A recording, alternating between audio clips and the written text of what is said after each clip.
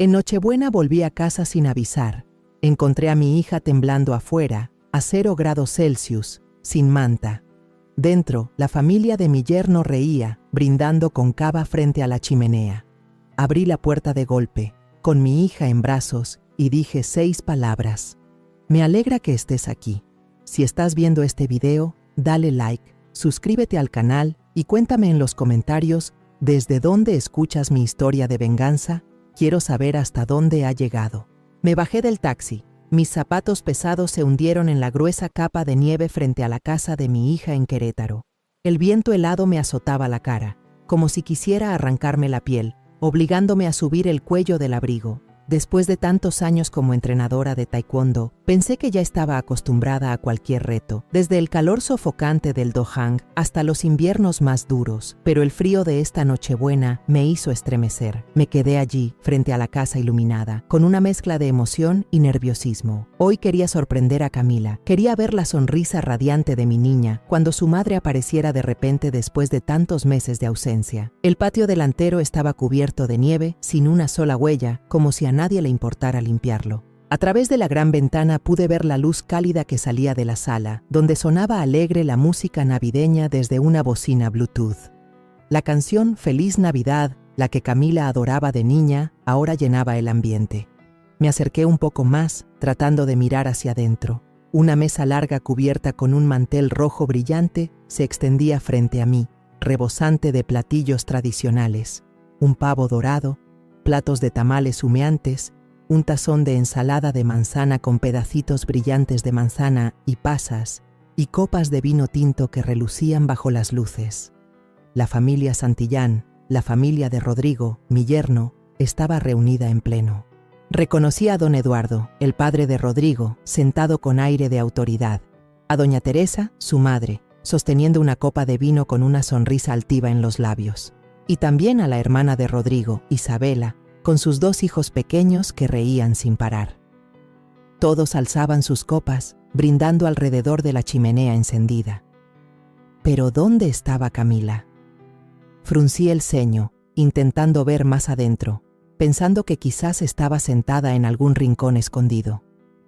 Me había imaginado verla sonriendo y conversando alegremente, como en los viejos tiempos, cuando se me colgaba del cuello para contarme historias interminables. Entonces escuché un ruido, un sonido débil, apenas un quejido que venía del porche. Me giré y sentí que el corazón se me detenía. Bajo la luz tenue, junto a una maceta de Nochebuena cubierta de nieve, Camila estaba encogida en una vieja silla de madera. Solo llevaba una blusa delgada, sus hombros frágiles temblaban sin control, y su cabello despeinado se pegaba a la frente húmeda por la nieve derretida. Corrí hacia ella, el corazón golpeándome con fuerza en el pecho. «¡Camila!», grité, con la voz rota por el pánico. Me quité de golpe mi chaqueta de entrenadora y la cubrí con urgencia. Mis manos temblorosas tocaron su brazo. Estaba helado, como si no quedara nada de calor en él. Camila levantó la cara, sus ojos enrojecidos, los labios pálidos murmuraron apenas: «Mamá». Su voz era tan débil que casi se deshizo en el aire y se desplomó contra mi hombro. La abracé con fuerza, sintiendo cómo su cuerpo temblaba a sacudidas, como un pajarito atrapado en la tormenta. «Aquí estoy, mi amor, aquí estoy», susurré, intentando sonar tranquila, aunque las lágrimas ya me ardían en los ojos. Saqué un suéter extra de mi bolso y lo envolví alrededor de Camila, tratando de pasarle un poco de mi calor. La levanté en brazos, mientras sus pantuflas empapadas caían sobre la nieve, dejando una huella desordenada. La estreché contra mí, sintiendo su respiración débil en mi cuello. En ese instante, lo único que quería era sacarla de allí, lejos del frío cortante, lejos de todo lo que la había llevado a ese estado. Pero luego, desde dentro de la casa, las risas seguían sonando, despreocupadas y crueles. Escuché claramente la voz de Rodrigo, grave, cargada de autosuficiencia, alardeando de algo. Toda la mesa estalló en carcajadas, y el tintinear de las copas sonó como una música lejana y extraña. Ellos estaban felices, cómodos junto a la chimenea, mientras mi hija, mi propia sangre, Temblaba afuera en el frío, como si no mereciera entrar a esa casa. Hacía apenas unas horas yo estaba en el aeropuerto de Guadalajara, con el sudor todavía pegado a la espalda después de una semana entera entrenando al equipo nacional de taekwondo. El calor del tatami parecía seguir conmigo, aunque ahora me encontraba en el aire fresco del vestíbulo del aeropuerto. Jalaba mi vieja maleta, tan emocionada que apenas podía quedarme quieta. Solo de imaginar cómo se iluminaría el rostro de Camila al verme aparecer de sorpresa en Nochebuena, el corazón me latía con fuerza. Ella siempre había sido mi luz, desde que era niña y se aferraba a mis piernas para que le contara un cuento, hasta convertirse en una joven dulce cuya sonrisa derribaba el cansancio de mis días más duros. Pero mi trabajo como entrenadora principal me llevaba de un lugar a otro, de Ciudad de México a torneos internacionales, robándome los momentos junto a Camila. Cada vez que me alejaba, me repetía, solo un torneo más y después estaré con ella. Y ahora estaba aquí, lista para una Navidad de reencuentro que estaba segura la haría feliz. Me senté en la sala de espera para el vuelo a Querétaro y saqué el teléfono para llamar a Camila. Quería avisarle, escuchar su voz y asegurarme de que estaba en casa. El timbre sonó largo, cada tut-tut tensaba mis nervios. Nadie contestó. Fruncí el ceño, pensando que quizá estaba ocupada preparando la cena de Navidad con la familia Santillán. Volví a llamar una vez, luego otra, y siempre lo mismo, silencio. Una inquietud se me metió en el pecho, como una mancha de tinta que se expande sobre el papel. Le mandé un mensaje. «Mamá ya viene, ¿estás en casa?» Y me quedé mirando la pantalla, esperando ver el puntito azul. Pero nada apareció. Traté de sacudirme la mala espina, convenciéndome de que seguro había dejado el celular en algún rincón, o estaba distraída decorando el árbol como cada año. El avión aterrizó en Querétaro cuando ya estaba oscuro. Arrastré la maleta fuera del aeropuerto y el frío de la noche de invierno me caló enseguida en la piel. Alrededor, las familias se abrazaban, reían y se preparaban para la misa de medianoche. Un padre cargaba a su hijita en los hombros. La niña sostenía una paleta en forma de pino y se reía feliz. Los miré y un nudo me apretó el pecho. Yo también había cargado a Camila así. También la había llevado de la mano por calles llenas de luces navideñas. Pero ahora estaba sola, jalando una maleta pesada, saliendo del aeropuerto con una soledad indescriptible. Hice señas a un taxi y con voz ronca por el cansancio dije, «Lléveme a Colinas, calle 12». De camino, el tráfico estaba atascado. Las calles llenas de gente abrigada con chamarras y bufandas que se dirigía a la iglesia para la misa.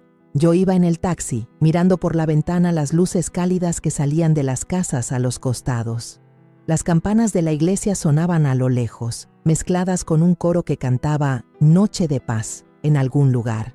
Sonreí, imaginando a Camila ocupada en la cocina, preparando los tamales que había aprendido de mí.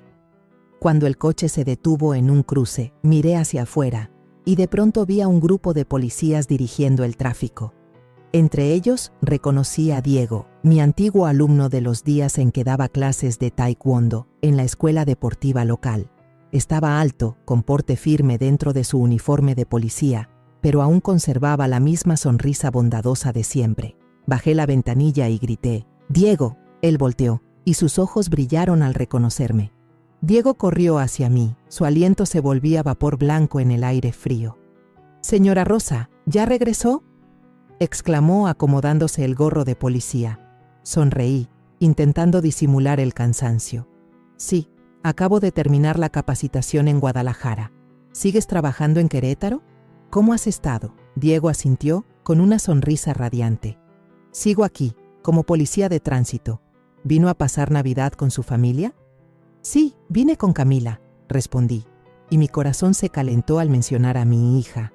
Pero en ese momento, el rostro de Diego se quedó rígido. Su sonrisa se desvaneció. Una chispa de duda pasó por sus ojos, como si quisiera decir algo pero no se atreviera. Una mala corazonada se encendió en mí, como una llama que empieza a expandirse. «¿Qué pasa, Diego? ¿Hay algún problema?», pregunté, bajando la voz. Él negó con la cabeza, forzando una sonrisa.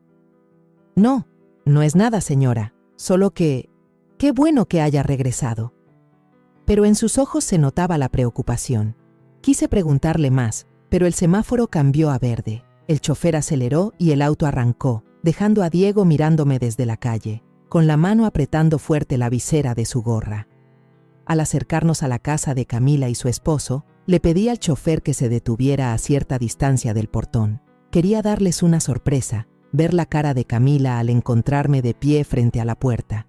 Tomé mi maleta y caminé por el camino cubierto de nieve. Mis zapatos dejaban huellas hondas en el suelo. La luz amarilla de las casas alrededor iluminaba como si fueran velas encendidas.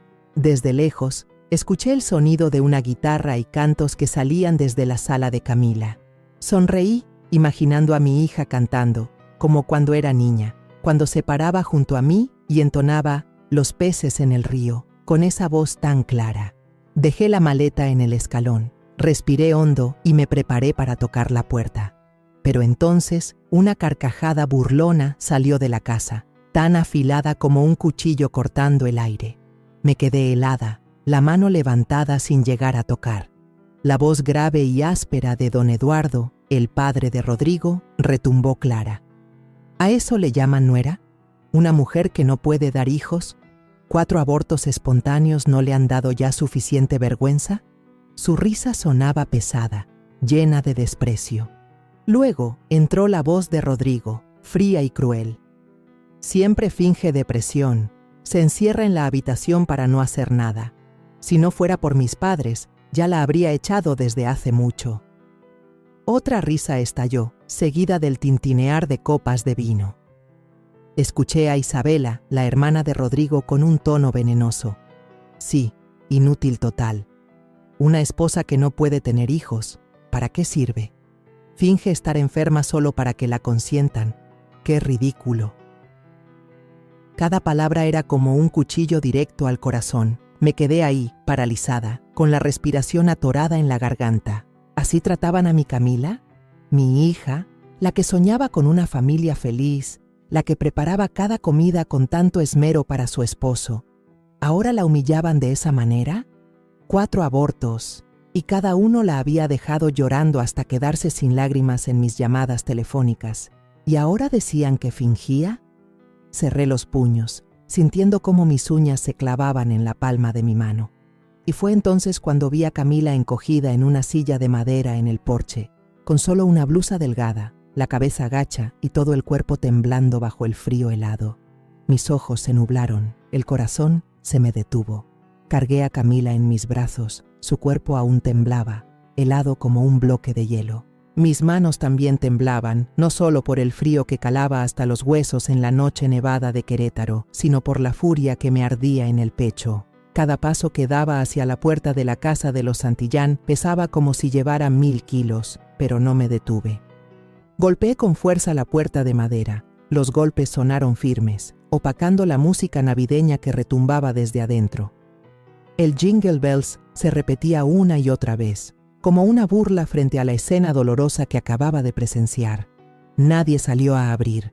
Apreté los dientes y volví a golpear más fuerte, como si quisiera derribar esa puerta de un solo golpe. Al final, la puerta se abrió. Doña Teresa estaba ahí, con una copa de vino tinto que se balanceaba en su mano, los labios pintados de un rojo intenso y brillosos bajo la luz. El olor a alcohol emanaba de ella, pero en su rostro se dibujaba una sonrisa forzada que intentaba parecer cordial. «Ay, doña Rosa, qué sorpresa que venga así de repente», dijo con voz melosa pero falsa, como si yo fuera una invitada no deseada. «¿Por qué no avisó antes para recibirla como se debe?» La miré directo a los ojos, sin molestarme en esconder mi rabia. «¿Avisar antes?», gruñí, cada palabra saliendo como un silbido entre los dientes. Si hubiera avisado, ¿cómo habría visto esto?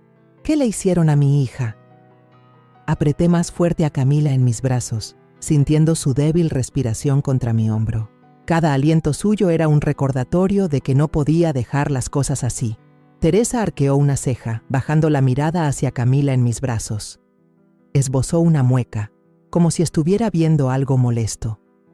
Camila solo quiso salir a tomar un poco de aire frío. Respondió con un tono suave pero cargado de desprecio. «No haga tanto escándalo, hoy es Navidad. Entre, no se quede en el frío».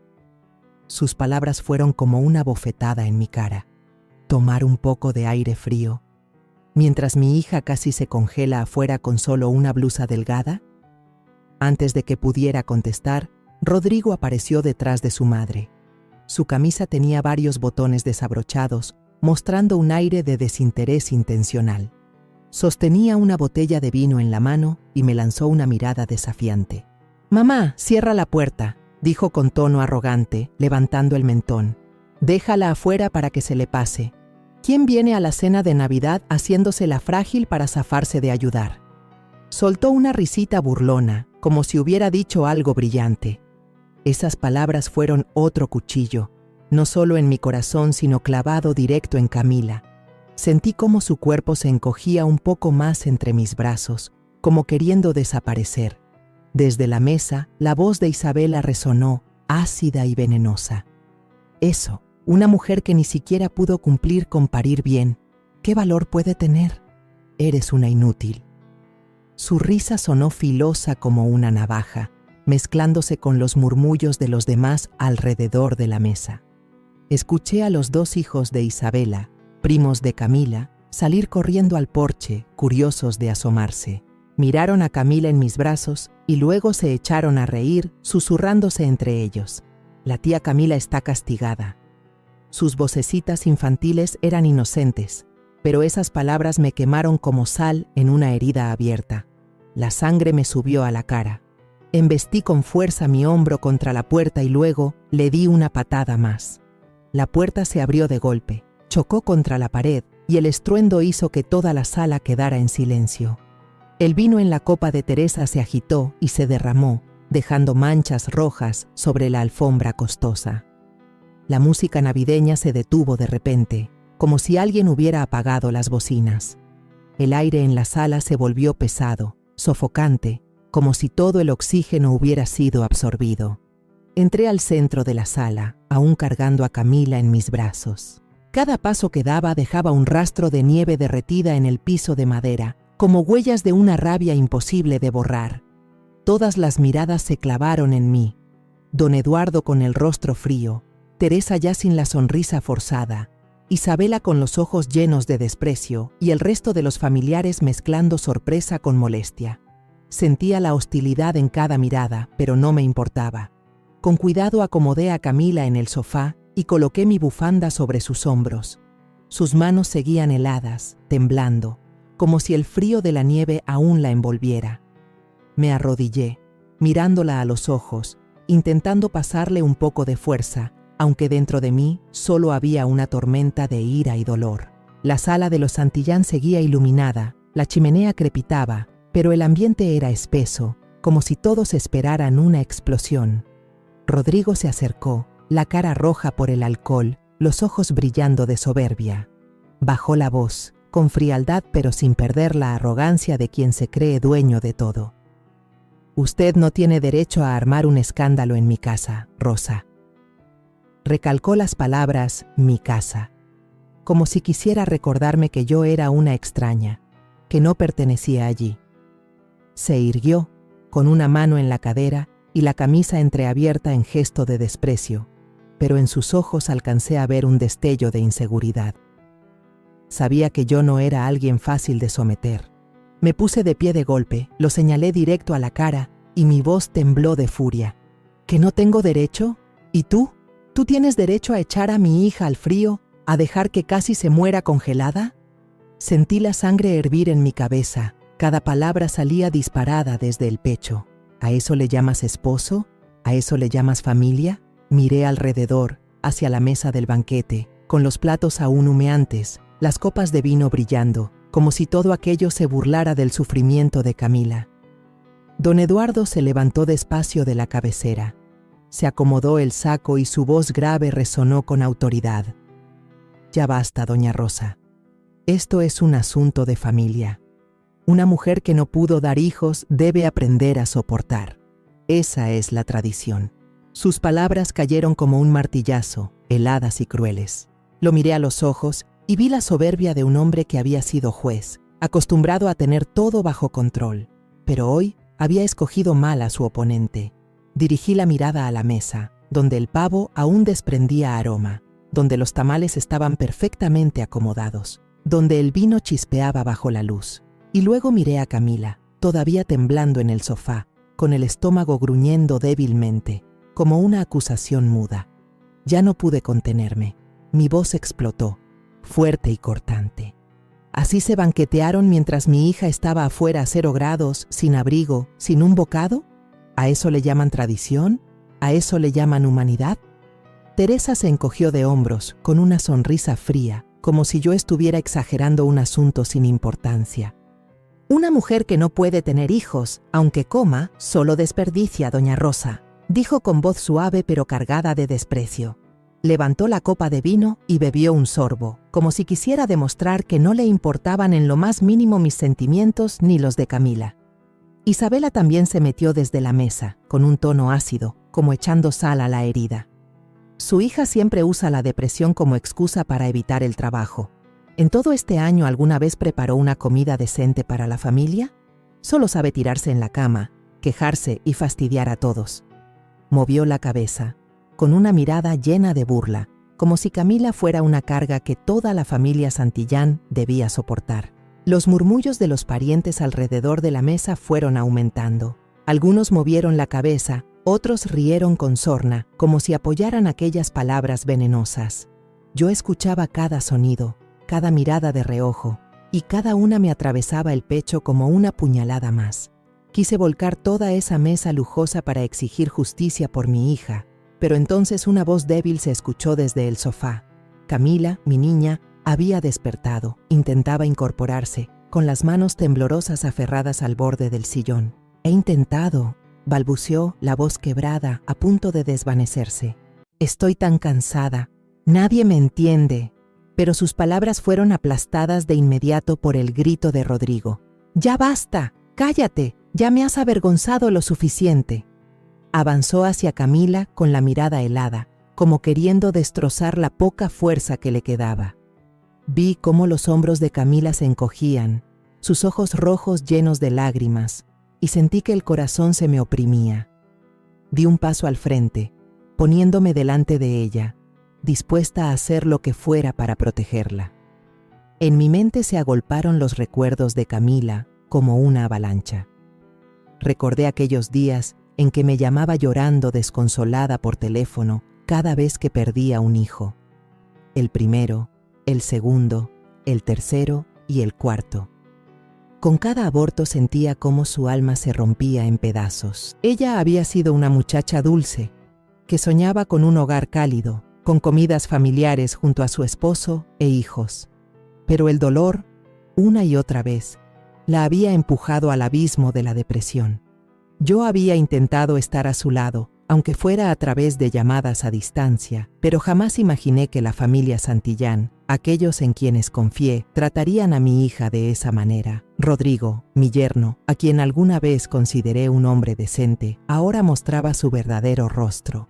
Un verdugo invisible que expulsaba a mi hija al frío, tratándola como basura.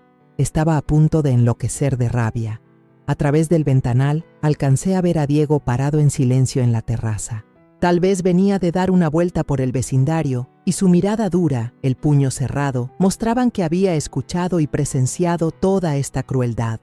Le hice un leve gesto con la cabeza, una señal para que no interviniera en ese momento. Pero dentro de mí, su presencia era un rayo de esperanza. Yo sabía que no estaba sola, tenía un testigo, alguien que conocía la verdad. Rodrigo dio un paso más, levantando la mano y señalándome directamente, ya sin la máscara de cortesía. «Se lo advierto, esta es mi casa. No se meta, si no quiere que las cosas se pongan peor». Esbozó una mueca, convencido de que yo me doblegaría ante el poder de la familia Santillán. Pero estaba equivocado. Apreté los puños, escuchando cómo crujían mis nudillos, sintiendo que toda la furia acumulada en mi vida estallaba en ese instante. El aire en la sala era tan denso que parecía que una chispa bastaría para hacerlo estallar todo. Miré directo a los ojos de Rodrigo. Mi voz bajó, pero cada palabra fue tan filosa como un cuchillo. ¿Crees que puedes amenazarme? ¿Crees que puedes seguir lastimando a mi hija sin pagar el precio? Te equivocas, Rodrigo. No voy a dejar esto así. Me giré hacia toda la familia Santillán. desde don Eduardo con su cara fría, hasta Teresa con su sonrisa apenas marcada, y luego Isabela con esa mirada de desprecio. Todos ustedes, dije, mi voz resonando en la sala en silencio, van a pagar por lo que le hicieron a Camila. La sala de los Santillán quedó sumida en un silencio aterrador, como si el aire se hubiera escapado y solo quedara una tensión espesa, lista para estallar en cualquier momento. Puse mi mano sobre el hombro de Camila, sentí sus hombros frágiles bajo la bufanda, y mi voz salió firme, sin titubeo alguno. Esto ya no es un asunto privado, esto es violencia familiar. Mi voz cayó como una piedra en un lago tranquilo, sacudiendo a todos en la habitación. Teresa, todavía con la copa de vino en la mano, soltó una risa burlona, agitando la copa como si disfrutara de un chiste. ¿Violencia?, dijo, con tono sarcástico y una mirada llena de arrogancia. Solo la estamos educando, Rosa. Una esposa debe saber cuál es su lugar. Deberías agradecernos por haberla aguantado tanto tiempo. Rodrigo dio un paso más cerca, sus ojos rojos por el alcohol y la rabia. Escupió las palabras con un tono duro, como si masticara cada una antes de soltarla. Ella finge depresión, finge dolor para no hacer nada. Nadie la golpea, solo estamos hartos de su inutilidad. Se detuvo, me miró fijo y esbozó una sonrisa torcida. Enséñale de nuevo a tu hija, Rosa. Nadie pierde embarazos 4 veces seguidas. A lo mejor fue a propósito. Esas palabras fueron como una cuchilla afilada. No solo atravesaron mi corazón, también desgarraron las heridas que Camila nunca pudo cerrar. Escuché cómo su respiración se cortaba, como si le hubieran dado un golpe en el pecho. 4 abortos espontáneos, 4 veces que me llamó llorando, con la voz rota, diciéndome que había perdido a los hijos que jamás pudo cargar en brazos. Cada vez yo solo podía abrazar el teléfono, impotente desde lejos, intentando consolarla con palabras vacías.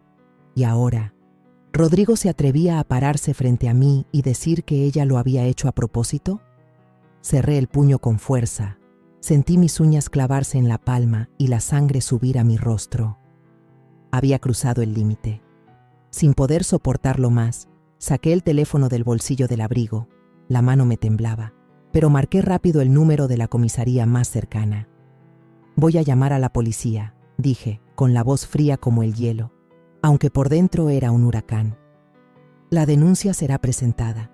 Ustedes van a pagar ante la ley. Recalqué cada palabra, como si las grabara en el aire, para que todos supieran que no estaba jugando. Rodrigo se quedó paralizado. La botella de vino se le cayó de la mano con un clac sobre el piso de madera. El vino rojo manchó la alfombra costosa. Me miró con un destello de pánico en los ojos, aunque trató de recuperar su aire de superioridad. ¿Se atreve?, gritó, pero la voz ya le temblaba, como si no hubiera esperado que yo llegara tan lejos. Don Eduardo, que había estado observando con el rostro frío, dio un paso al frente. Se acomodó la corbata y su voz grave y ronca retumbó con autoridad.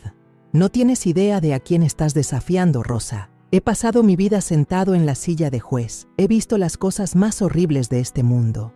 ¿Crees que una llamada tuya nos va a hacer temblar? Me miró con unos ojos filosos como cuchillos, como queriendo recordarme que la familia Santillán no era fácil de doblegar. Pero yo no retrocedí. Había visto a mi hija temblar en el frío y nada, ni siquiera el poder de don Eduardo, me iba a hacer callar. Isabela, desde la mesa, cruzó los brazos y soltó una sonrisa burlona. «Haga la llamada si quiere, doña Rosa», dijo, con un tono provocador. «Veamos quién le cree más, una vieja chiflada o una familia respetada como la nuestra. ¿Cree que la policía se pondrá de su lado?» Se rió, una risa venenosa, convencida de que yo iba a fracasar. Camila, todavía sentada en el sofá, me jaló de la manga, su voz temblando en un susurro. «Mamá, por favor no lo hagas. Yo solo quiero paz». Sus ojos enrojecidos, llenos de miedo, parecían decir que temía que todo empeorara. La miré, sintiendo que el corazón se me apretaba. Sabía que estaba asustada de la venganza de los Santillán, de que las humillaciones siguieran cayendo sobre ella. Pero también sabía que si me detenía ahora, Camila quedaría atrapada en ese dolor para siempre. Le apreté la mano con fuerza, intentando pasarle un poco de mi valor. No tienes que tener miedo, le dije, con voz baja pero firme. Yo te voy a proteger, te lo prometo. La levanté en brazos, y la nieve de su ropa cayó al tapete como pedazos rotos de un sueño destruido. No me importaron las miradas de desprecio de la familia Santillán, ni las amenazas que soltaban. Solo sabía que debía sacarla de ese lugar, de esa jaula de crueldad en la que había estado encerrada demasiado tiempo. Cuando me di vuelta hacia la puerta, alcancé a ver a Diego en el porche, a través del vidrio empañado. Tenía la mano sobre el radio, los ojos encendidos como un fuego oculto, listo para actuar en cualquier momento. Le hice un leve gesto con la cabeza, suficiente para que entendiera que estaba lista para la batalla. Diego respondió con un asentimiento firme, su mano aún apretando el radio, como una promesa de que estaría a mi lado. Salí sin mirar atrás. A mis espaldas escuché a Teresa gritarle a la empleada que limpiara el vino derramado en la alfombra. Escuché a Rodrigo golpear la mesa con la mano, murmurando una maldición. Y después, la voz grave pero colérica de don Eduardo resonó mientras llamaba a alguien por teléfono. Todos esos ruidos eran como flechas clavándose en mi espalda, pero ya no me importaban. Llevé a Camila a mi pequeño departamento, cerca del Centro de Entrenamiento Nacional, donde había vivido tantos años como entrenadora. El lugar no tenía nada de lujoso, solo una sala con un sofá viejo, una cocina sencilla en la esquina y algunas fotos familiares colgadas en la pared. Pero para mí, este era un lugar seguro, donde podía proteger a la niña de los insultos y del frío cruel de la familia Santillán. Llevé a Camila a su habitación y la acomodé suavemente en la cama. Ella seguía temblando, aunque ya estaba envuelta en mi abrigo grueso. Busqué en el closet un suéter viejo, se lo puse y luego preparé una taza de chocolate caliente, cuyo aroma dulce llenó el aire helado. «Tómalo, hija», susurré, poniendo la taza en sus manos. Pero ella solo miró el chocolate, con los ojos vacíos, como si ya no creyera que merecía un poco de calor. Mi teléfono sonó, interrumpiendo mis pensamientos. Era Diego. Su voz grave y firme llegó por la línea. «Doña Rosa, acabo de levantar el reporte inicial en la comisaría, pero creo que la familia Santillán no se quedará tranquila. Tienen poder, usted lo sabe. Estoy dispuesto a declarar como testigo si lo necesita». Sentí la determinación en su tono, como una pequeña llama que nunca se apaga. Diego, mi antiguo alumno, el que alguna vez se paró en el salón con los ojos brillantes, ahora estaba a mi lado en otra batalla. «Ayúdame a prepararme, Diego», respondí, con una voz breve pero llena de gratitud. «Esto puede ser una pelea larga». Él solo contestó con una frase sencilla: «Lo entiendo, maestra, aquí estaré». A la mañana siguiente, llevé a Camila con una psicóloga en el centro de la ciudad. La doctora Morales, una mujer mayor con una mirada tierna, nos recibió en un cuartito acogedor. Después de hablar con Camila, me miró con voz grave y triste. «Ella sufre una depresión severa, doña Rosa. 4 abortos espontáneos, sumados a los insultos constantes de su familia política, le han quitado la confianza en sí misma. Necesita descanso, tratamiento y, sobre todo, sentirse segura». Asentí, sintiendo cómo el corazón se me apretaba. Ya sabía que Camila no estaba bien, pero escucharlo de boca de la doctora fue como otra puñalada. La miré, acurrucada en la silla, las manos entrelazadas con fuerza, y me culpé por no haber estado antes a su lado. Esa tarde, Diego pasó por el departamento. Vestía ropa normal, no el uniforme de policía, y llevaba una bolsa con frutas y unos cuantos libros de cocina viejos. Los puso frente a Camila y, algo dudoso, dijo: «Sé que te gusta cocinar. Pensé que si empiezas de nuevo con cosas pequeñas, como un flan o una sopa de fideo, te sentirías mejor». Su voz era suave, pero noté la preocupación en sus ojos. Camila bajó la cabeza, agarrando el borde de su blusa, y murmuró: «Gracias, pero ya no creo que pueda hacer nada». Sus palabras me atravesaron como una aguja en el pecho. Diego se entristeció un instante, pero no la presionó, solo asintió en silencio. Dejó la bolsa de frutas sobre la mesa y se volvió hacia mí. «Doña Rosa, lo que necesite, dígamelo. Yo la ayudo».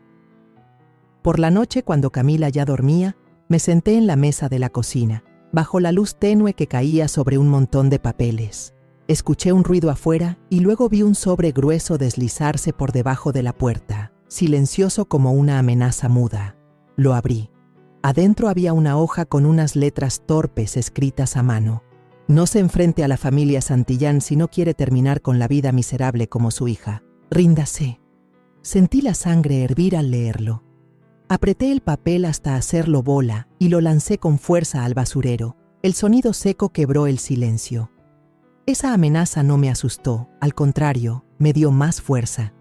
¿Pensaban que yo iba a retroceder? Estaban equivocados.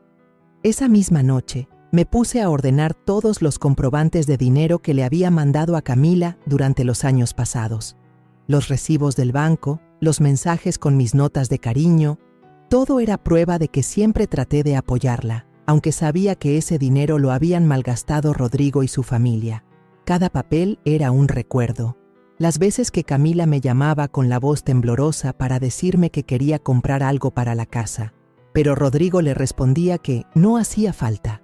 Apreté tanto la pluma que casi se rompe. Yo había confiado en Rodrigo. Pensé que cuidaría a mi hija. Pero él solo vio en Camila una herramienta y, cuando dejó de serle útil, la desechó sin piedad. Camila se despertó a medianoche. Salió de la habitación con las piernas temblorosas. Me vio sentada allí, entre un montón de papeles, con la mirada cansada pero llena de miedo. «Mamá», susurró con la voz quebrada. «Tengo miedo. Tengo miedo de que hagan algo contigo». Levanté la vista. Miré sus ojos enrojecidos y sentí como si me apretaran el corazón. Me puse de pie, caminé hacia ella y la abracé, sintiendo su cuerpo frágil en mis brazos. «No tienes que tener miedo», le dije, con voz firme, aunque por dentro estaba hecha un nudo. «De ahora en adelante, yo voy a ser quien te proteja de todo. Te lo prometo». Llevé a Camila de vuelta a la cama. Me quedé a su lado hasta que se quedó dormida. Pero yo no pude dormir. Regresé a la mesa de la cocina, seguí ordenando papeles y haciendo la lista de lo que había que hacer. Llamé a un abogado viejo conocido, el que me había ayudado en un caso relacionado con el equipo de taekwondo. Me prometió revisar el asunto, pero me advirtió: «La familia Santillán tiene mucha influencia en Querétaro, señora Rosa. Conocen a mucha gente en los tribunales. Debe prepararse para una pelea larga». Asentí, aunque él no me veía. «Lo sé», respondí, «pero no voy a detenerme». Las semanas de preparación del expediente pasaron como una pesadilla interminable.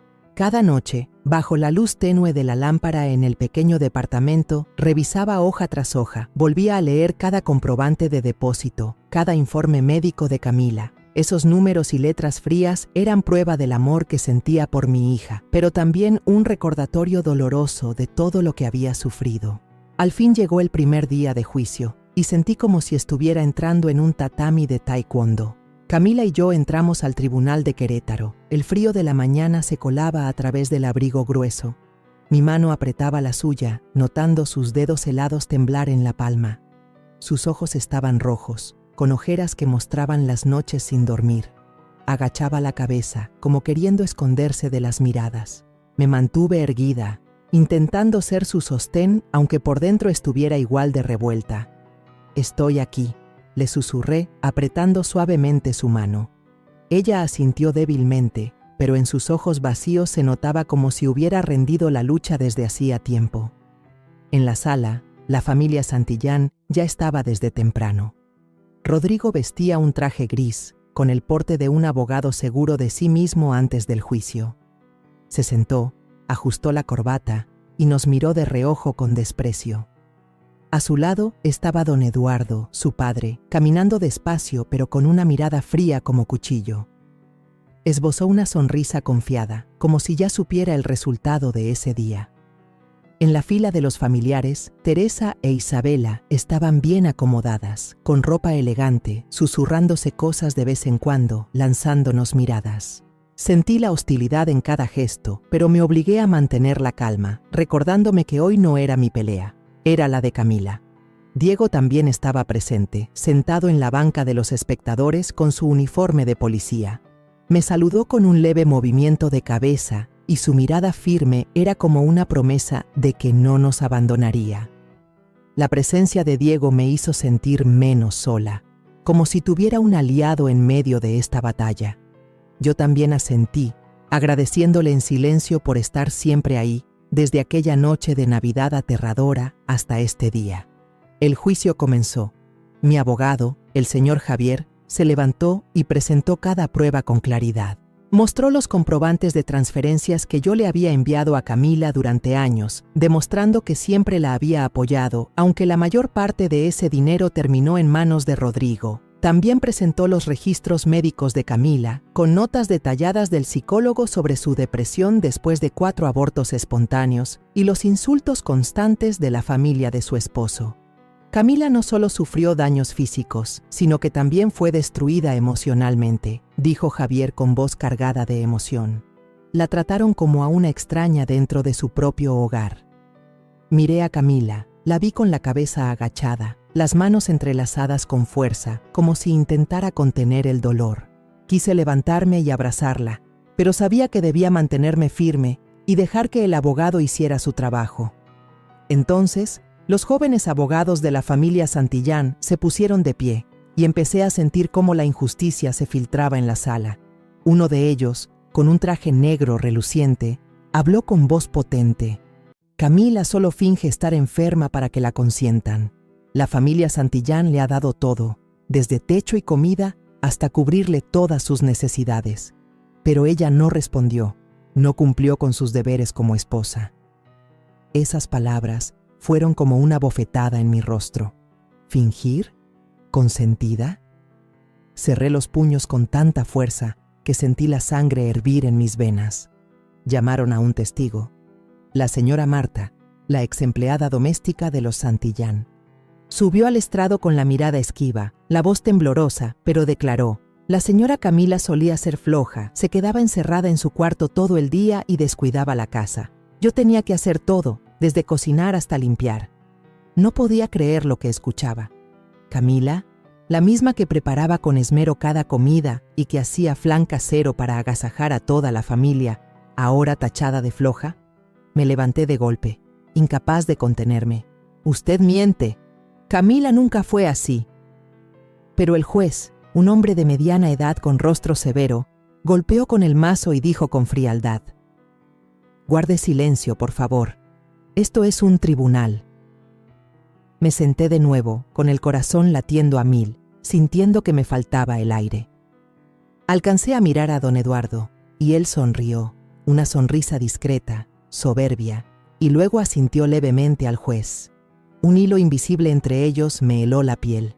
Algo no estaba bien, lo sentía con claridad. Ellos habían preparado este día, y yo solo era una pieza en su tablero de ajedrez. Camila seguía encorvada, sus manos temblorosas agarradas al borde de la silla. Vi a Diego en la última fila, apretando los dientes, los puños cerrados, como si también luchara por contener su furia. El abogado Javier continuó con voz firme: queremos presentar una prueba fundamental, la grabación de la noche de Navidad, donde se escuchan los insultos y el maltrato psicológico de la familia Santillán hacia Camila. Puso el audio que Diego había grabado en secreto, y la voz de Rodrigo retumbó, helada y cruel. Ella solo finge depresión para evadir sus obligaciones. Luego la de Teresa. Una mujer que no puede tener hijos, aunque coma bien, no sirve para nada. Y la de Isabela, sarcástica. De veras que no sabe ni parir. La sala de audiencias quedó en silencio, solo se escuchaban susurros apagados. Miré a Camila y la vi encogerse, como si esas palabras la atravesaran otra vez. Pero entonces el abogado de Santillán se levantó y protestó de inmediato. Esa grabación no es legal. Fue hecha sin el consentimiento de las personas involucradas. Viola el derecho a la privacidad. El juez asintió, con voz seca.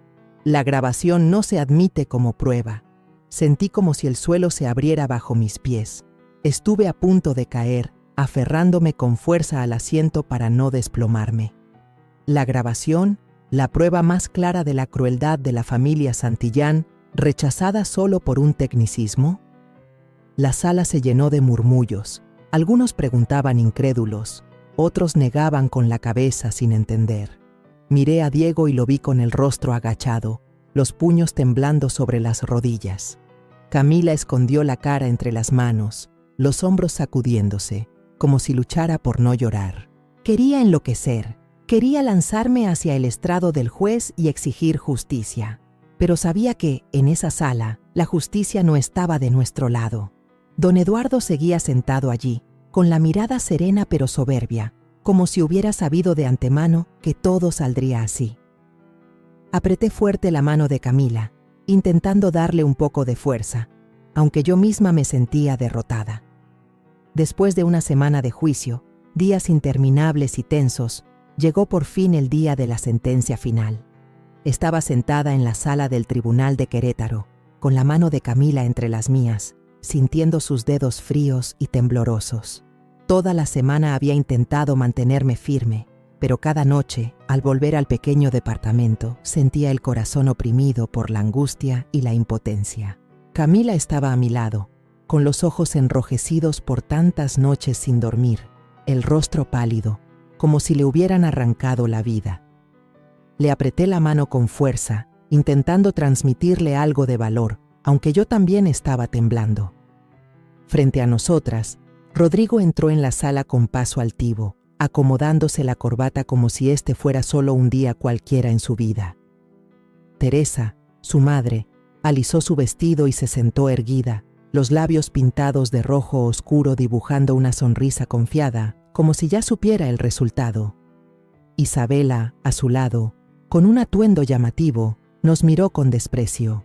Don Eduardo, imponente, se colocó detrás de Rodrigo, con la mirada dura, como recordándonos que la familia Santillán siempre tenía todo bajo control. Diego estaba en la banca de los observadores, aún con su uniforme de policía. Sus ojos eran firmes, pero no podían ocultar la preocupación. Asintió levemente hacia mí, como una promesa silenciosa de que estaría allí, pasara lo que pasara. Le respondí con una mirada agradecida, consciente del alivio que me daba su presencia. Pero cuando el juez, un hombre de mediana edad con el rostro inexpresivo, entró en la sala, sentí un escalofrío recorrerme la espalda. El ambiente se volvió pesado, como si todos aguardaran un veredicto inevitable. El juez habló, con voz seca y firme. El tribunal acepta la solicitud de divorcio de la demandante Camila Herrera Vargas y del demandado Rodrigo Santillán. Esas palabras fueron como un rayo de esperanza en mi interior. Camila rompió en llanto, lágrimas silenciosas corriendo por sus mejillas.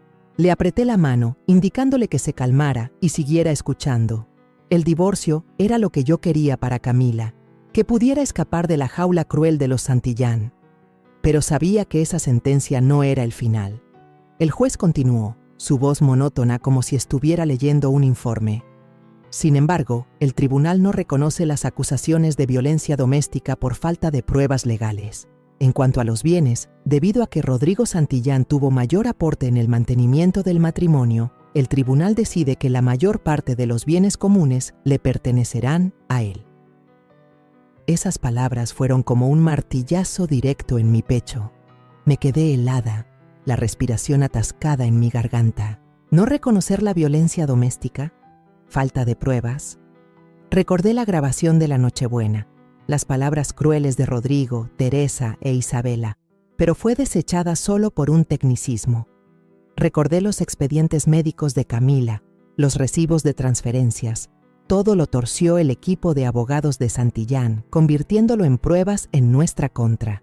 Y entonces lo entendí. Don Eduardo, con su pasado como juez, con sus conexiones profundas en el sistema judicial. Lo miré y vi cómo inclinaba levemente la cabeza, con esa sonrisa autosatisfecha todavía en los labios. Todo estaba arreglado. Ellos manipularon la sentencia y nosotras, yo y Camila, no éramos más que peones en su juego. No pude contenerme más. Me puse de pie de golpe, mi voz salió quebrada por la rabia y el dolor. Son demasiado injustos, esto no es justicia. Mi grito retumbó en la sala, dejando todo en silencio. Camila me tomó la mano, los ojos llenos de pánico, pero yo no me detuve. Ustedes vieron cómo trataron a mi hija. Ustedes escucharon lo que tuvo que soportar. Y aún así, ¿se atreven a decir que no hubo violencia?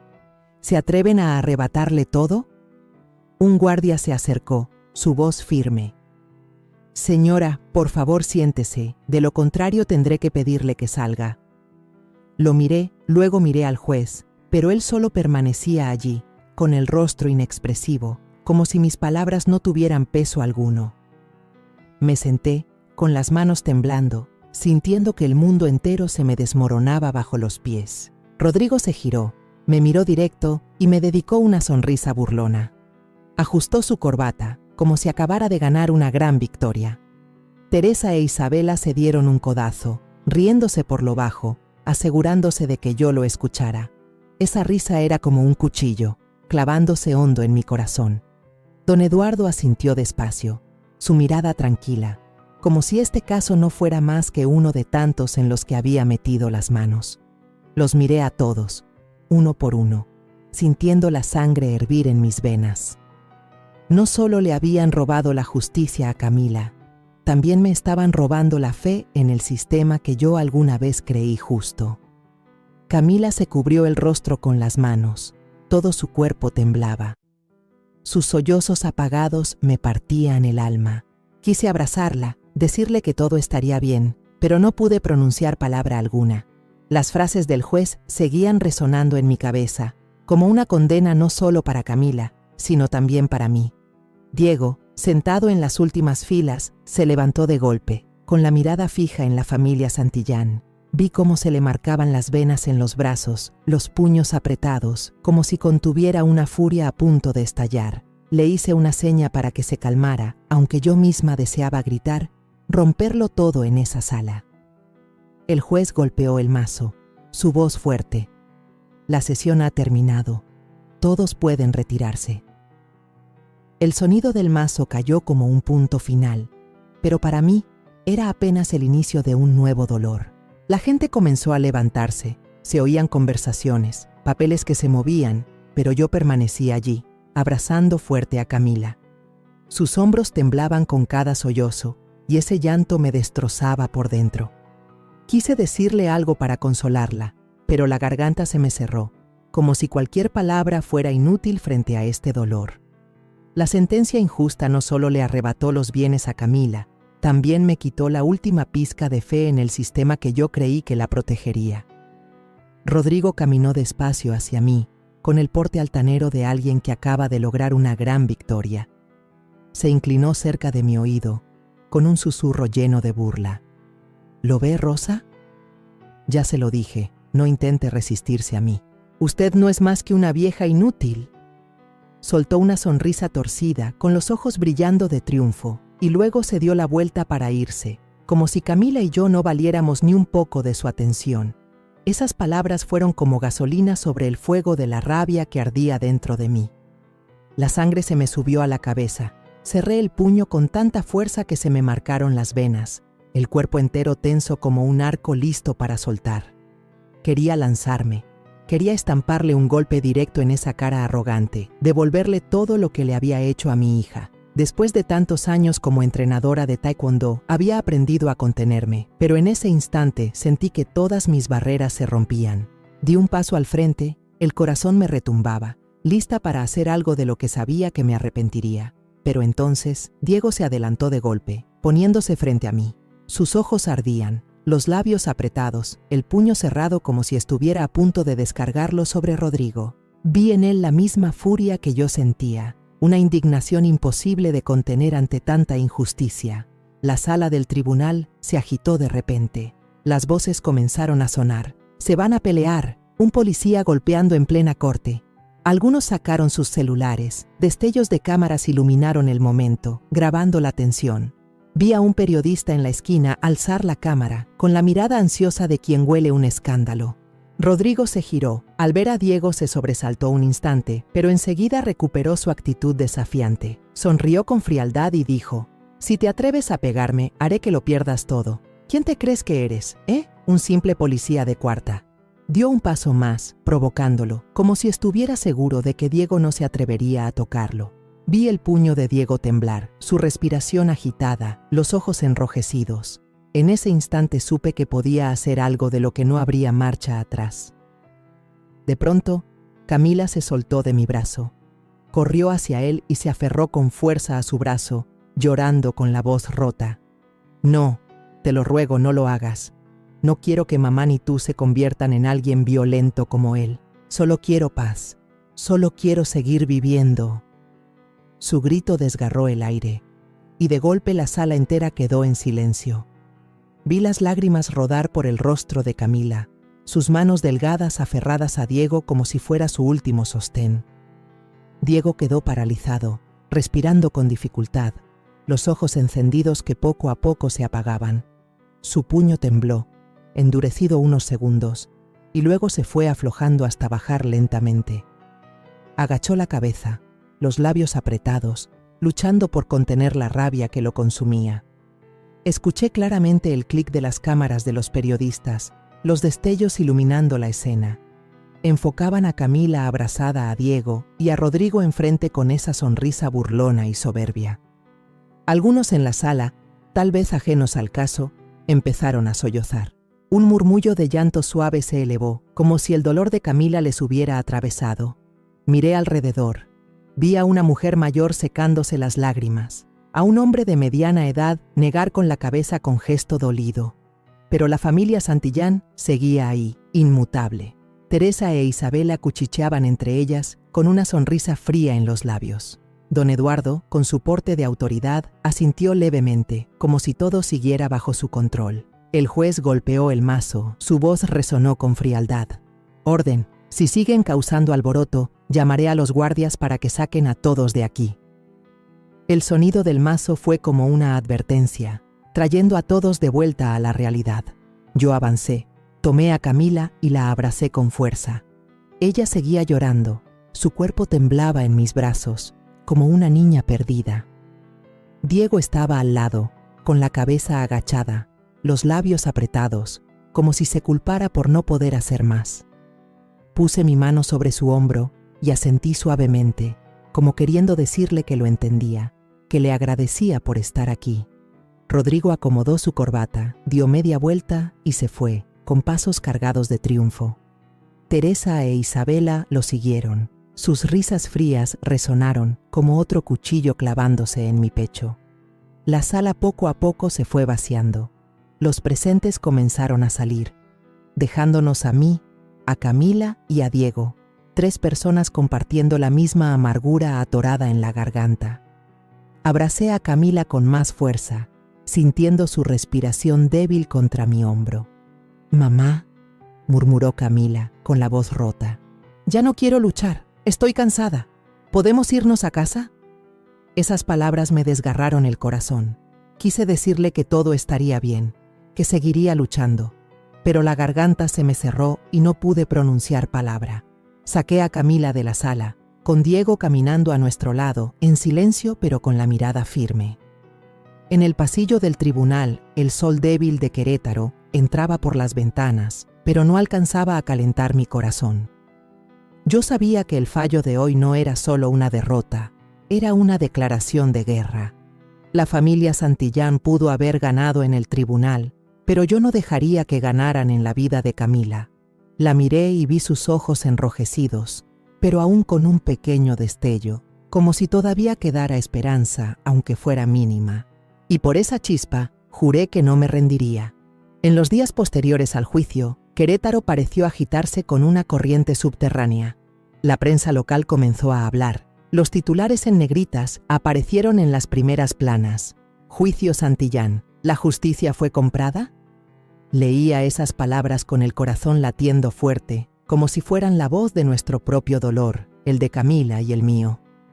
En las redes sociales, el video que mostraba a Camila abrazando a Diego en la sala se difundió rápidamente. La imagen de mi hija, con los ojos rojos y la voz quebrada suplicándole a Diego que no se convirtiera en un hombre violento, tocó muchos corazones. Los comentarios se llenaron de indignación. ¿La familia Santillán cree que puede manipularlo todo? ¿Camila merece algo mejor que esto? Yo me sentaba en nuestro pequeño departamento, leyendo esas palabras, y sentía un poco de consuelo. Aunque el tribunal nos había dado la espalda, La voz de la comunidad empezaba a estar del lado de Camila.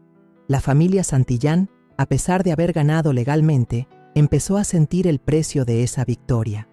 Escuché que los antiguos colegas de don Eduardo murmuraban a sus espaldas rumores de cómo había usado su poder para doblar la justicia. Rodrigo, con el apodo de «el abogado de la injusticia», se convirtió en blanco de críticas en los foros en línea. El prestigio que la familia tanto presumía ahora se tambaleaba como un castillo de arena arrastrado por las olas. No me alegraba por eso, pero sentía un poco de justicia, no de parte de los tribunales, sino de la propia voz del pueblo. Llevé a Camila a vivir conmigo en mi pequeño departamento, donde solo había la luz amarilla y cálida de las lámparas y las fotos de familia colgadas en la pared. Cada mañana me levantaba temprano y le preparaba el desayuno. A veces eran chilaquiles con salsa roja, otras solo un plato de huevos fritos con tortillas. Camila se sentaba despacio a la mesa, abrazando una taza de té caliente, con la mirada puesta en la ventana, donde la luz débil del sol se colaba entre los techos de Querétaro. Había momentos en los que veía lágrimas rodando por sus mejillas, silenciosas como gotas de lluvia. Pero yo sabía que, aunque despacio, Camila estaba sanando. Cada día hablaba un poco más, y sus ojos ya no se veían tan vacíos como antes. Yo no la presionaba, solo me quedaba a su lado, como una madre siempre lista para proteger a su hija de cualquier tormenta. Diego se volvió parte esencial de nuestras vidas. Venía seguido, a veces con un pequeño ramo de flores de Nochebuena, otras con unos cuantos panes dulces de la panadería de la esquina.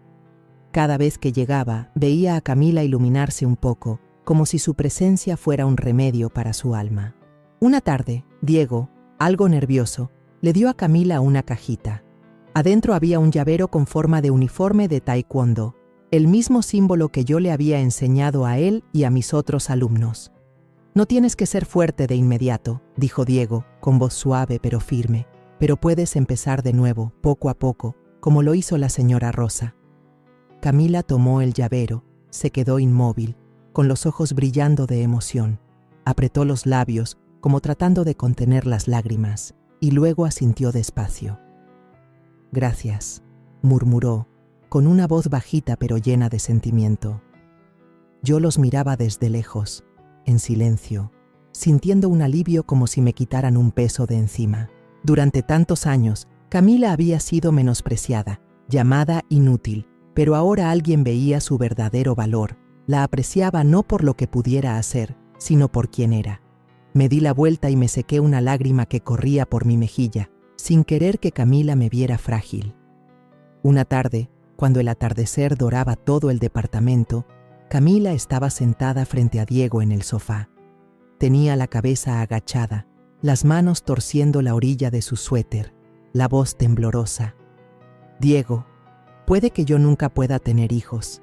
Si eso hace que te decepciones, entonces...» Se detuvo, como si temiera que esas palabras arruinaran todo. Yo estaba en la cocina, fingiendo lavar los platos, pero con el corazón detenido, esperando la respuesta de Diego. Él sonrió, una sonrisa tierna pero firme. Tomó las manos de Camila, la miró directo a los ojos y dijo: «No necesito eso, Camila, solo contigo, ya tengo una familia». Esas palabras fueron como una ráfaga de aire cálido, disipando el frío que aún me quedaba en el pecho.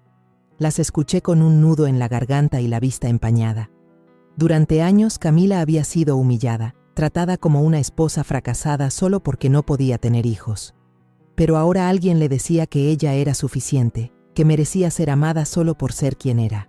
Giré el rostro, dejando que las lágrimas cayeran en silencio, con el corazón lleno de una gratitud imposible de poner en palabras. Llegó la Pascua, y llevé a Camila de la mano a caminar por la plaza central de Querétaro, como cuando era niña, cuando me tomaba la mano y saltaba alegremente por las calles iluminadas. Ese día la plaza estaba llena, con risas de niños y el aroma de los tamales que salía de los puestos. Camila llevaba un suéter ligero, el cabello recogido en alto, y por primera vez en muchos meses la vi sonreír, una sonrisa radiante, clara, como el sol de primavera. «Mamá, extraño estos días», dijo, con voz suave. Extraño cuando me enseñabas a hacer flan, cuando me contabas sobre tus combates de taekwondo. Yo sonreí, apretando fuerte su mano. Yo también los extraño, hija, y siempre estaré aquí para crear más recuerdos contigo. Cuando nos sentamos en un banco de madera, mirando a los niños jugar alrededor de la fuente, de repente me di cuenta de una verdad simple pero profunda. La justicia en los tribunales puede ser distorsionada, puede ser comprada por el poder y el dinero, pero la justicia del corazón, el amor, el respeto y la resistencia, nadie puede tocarla. Camila, aunque ha perdido demasiado, sigue encontrándose a sí misma, día a día, paso a paso. Y yo, una madre que alguna vez pensó que era impotente, ahora entiendo que mi mayor fuerza no está en los golpes sobre el ring, sino en el amor por mi hija. Diego apareció con una bolsa de churros aún calientes. Se sentó junto a Camila, le dio uno y los dos rieron y charlaron como si fueran viejos amigos. Los miré, con el corazón lleno de esperanza. Puede que Camila nunca olvide las heridas que la familia Santillán dejó, pero está aprendiendo a seguir adelante, a amarse a sí misma y a abrirse a quienes realmente la valoran. Y yo, aunque ya tengo 65 años, aunque he peleado muchas batallas en mi vida, sé que esta, la lucha por la felicidad de Camila, es la más significativa de todas. La historia que contamos es ficticia, pero está basada en algunos hechos reales. Los nombres y lugares han sido cambiados para proteger la identidad de quienes estuvieron involucrados. No contamos esto para juzgar, sino con la esperanza de que alguien escuche y se detenga a pensar: ¿cuántas madres están sufriendo en silencio dentro de su propia casa? Siento verdadera curiosidad. Si fueras tú, en mi lugar, ¿qué harías? ¿Elegirías callar para mantener la paz o te atreverías a enfrentarlo todo para recuperar tu voz? Quiero saber lo que piensas, porque cada historia es una vela que puede iluminar el camino de alguien más. Dios siempre bendice, y yo creo firmemente que el valor nos lleva a días mejores. Mientras tanto, en la pantalla final te dejo 2 de las historias más queridas del canal. Te aseguro que te sorprenderán. Gracias por haberte quedado hasta aquí.